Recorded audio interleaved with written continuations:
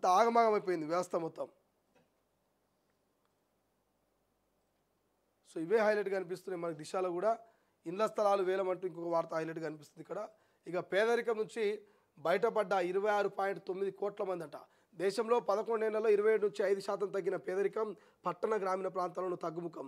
World bank విడుదల చేసిన డేటాలో వెల్లడంట. భారతదేశంలో 26.9 కోట్ల మంది ప్రజలు పేదరికం నుంచి బయటపడ్డారు.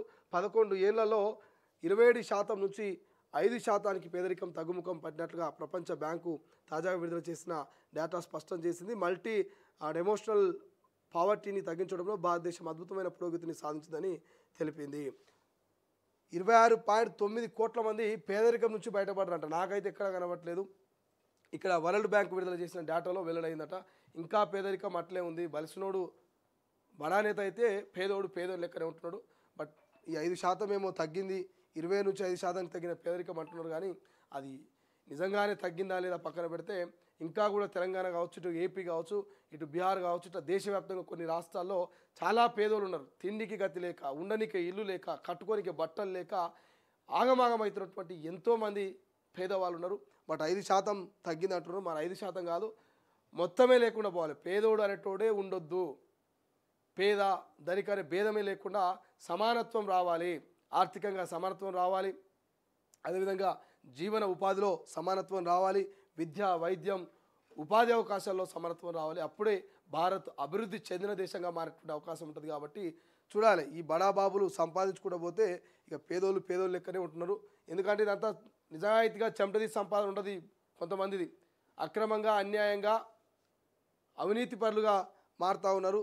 కొన్ని లంచాల రూపంలో, కొన్ని స్కీమ్ల రూపంలో, కొన్ని స్కామ్ల రూపంలో.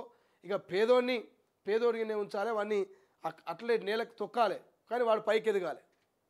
సో ఇట్లా చాలామంది మోసాలు పాల్పడి బిజినెస్లు చేస్తూ కోట్ల రూపాయలు సంపాదిస్తూ ఉన్నారు.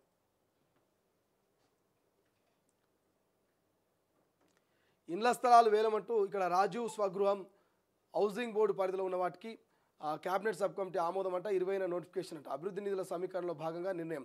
రాజీవ్ స్వగృహకు సంబంధించి రంగారెడ్డి జిల్లా తొర్రూరులో 514 ఓపెన్ ప్లాట్లు, కర్మల్గూడలో 20 ఓపెన్ ప్లాట్లు, చందనగర్లో 3 ఓపెన్ ప్లాట్లు, బండ్లగూడలో 159 పూర్తయిన ఇండ్లు, మేడ్చల్లో మల్కాజ్గిరి జిల్లాలో గాజు రామారంలో 5 టవర్లోని పూర్తి కాని కట్టడాలు, పోచారంలో పూర్తయిన 600 ప్లాట్లు, అసంపూర్తిగా 6 టవర్లో వివిధ రకాల ప్లాట్లు, బహదూర్పురాలోని 69 ఓపెన్ ప్లాట్లు.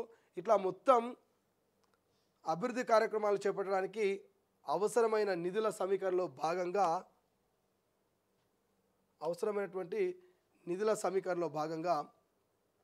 పలు ప్రాంతాల్లో ఉన్న ఖాళీ స్థలాలు, ఇండ్లను బహిరంగ వేలం వేసేందుకు ప్రభుత్వం నిర్ణయం తీసుకున్నది. ఇందుకు సంబంధించి గృహ నిర్మాణ శాఖ కార్యదర్శి Jyoti Buddha Prakash, housing board commissioner PV Gautam సిద్ధం చేసిన ప్రతిపాదనలకు వనరుల సమీకరణలపై ఏర్పాటైన మంత్రి వర్గ ఉపసంఘం ఆమోదం తెలిపింది. ఈ నెల 20న ఇందుకు సంబంధించిన నోటిఫికేషన్ విడుదలకు తగిన ఏర్పాట్లు చేయాలని నిర్ణయం తీసుకుంది. 11 ప్రాంతాల్లోనంట. రాజీవ్ స్వగృహ ఆధ్వర్యంలో పలు జిల్లాలోని 11 ప్రాంతాల్లో ఇప్పటికే పాక్షికంగా పూర్తయిన అపార్ట్మెంట్లోని ఇండ్లను ఓపెన్ ప్లాట్లు హౌసింగ్ బోర్డుల ఆధ్వర్యంలో 4 ప్రాంతాల్లో ఉన్న ఓపెన్ ప్లాట్లు, ఖాళీ స్థలాన్ని బహిరంగ వేలం ద్వారా విక్రయించనున్నారు. ఎటువంటి వివాదాలు లేని భూములు, అందుబాటులో ఉండే ధరలతో నిర్మించిన అపార్ట్మెంట్లో ఇండ్లను కొనుగోలు చేసేందుకు ఆసక్తి ఉన్నవారు ఈ అవకాశాన్ని సద్వినియోగం చేసుకోవాలని ఇక్కడ ఇచ్చారు. సో నాంపల్లి ఉన్నది, సంజీవ్ రెడ్డి నగర్ ఉన్నది, కేబిహెచ్పి ఉన్నది, హౌసింగ్ బోర్డు ఉన్నది, ఖమ్మం, మహబూబ్ నగర్, మేడ్చల్, మల్కాజ్గిరి, రంగారెడ్డి జిల్లా. ఇట్లా ప్రభుత్వానికి సంబంధించినటువంటి ల్యాండ్లో ఎటువంటి లిటికేషన్ లేకుండా కొన్ని స్థలాలు, కొన్ని ఫ్లాట్లను మరి ప్రభుత్వం వేలం వేయబోతుందట. సో ఎవరైనా కొనాలి అనుకున్న వాళ్ళు, ఇంట్రెస్ట్ ఉన్న వాళ్ళు, మీకు నియర్ బై ఇక్కడ ఉన్నటువంటి లొకేషన్లో మరి మీరు ఆ వేలంలో పాల్గొని ఆ ఫ్లాట్లని సొంతం చేసుకోవచ్చు, సద్వినియోగం చేసుకోవాలి. 20వ తారీఖున నోటిఫికేషన్ విడుదల అవుతుందట.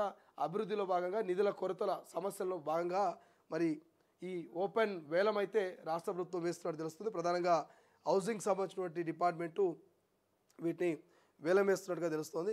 సో చూడండి, ఎవరైనా తీసుకునే వాళ్ళు ఉంటే తీసుకునేటువంటి ప్రయత్నం చేయదు. కాబట్టి రీజనబుల్గా ఉంటుంది, ఎటువంటి లిటికేషన్స్ ఉండవు, ప్రభుత్వానికి సంబంధించినటువంటి ఫ్లాట్లు, ల్యాండ్స్. కాబట్టి చూడాలి ఎంతమంది దాన్ని సద్వినియోగం చేసుకుంటారు.